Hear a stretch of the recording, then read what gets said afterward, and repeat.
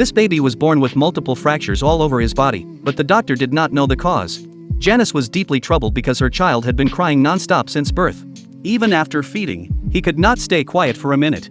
She felt completely broken. Cran examined the baby carefully and found his chest unusually swollen. It was likely a fractured collarbone. They sent the baby to the hospital for treatment, but when they returned home, he kept crying.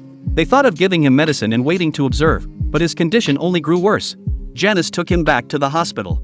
The doctor discovered that the baby's leg would not move, which clearly meant a broken thigh bone. The doctor looked at Janice with suspicion, thinking they might have abused the baby. After consulting with other specialists, the doctor became more convinced the fractures were man-made. Their suspicion made Janice furious. But the x-rays showed signs of trauma, as if the baby had been beaten or hurt by force, and if it continued, his life could be in danger. The doctors immediately contacted Child Protection Services. Even though Janice swore she never harmed her child, the baby was still taken away.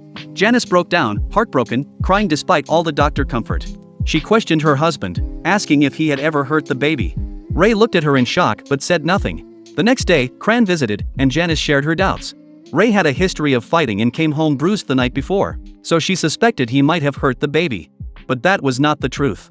Even under the caretaker's watch, the baby suffered new fractures. The caretaker was horrified and reported it to the doctors. This time the baby not only had swelling on his back but also on his head. The doctor finally realized something was wrong. They searched through books and concluded the baby had osteogenesis imperfecta, a condition where even the slightest touch could cause fractures. So Janice and her husband had never abused the baby. The doctor rushed to send the baby back home.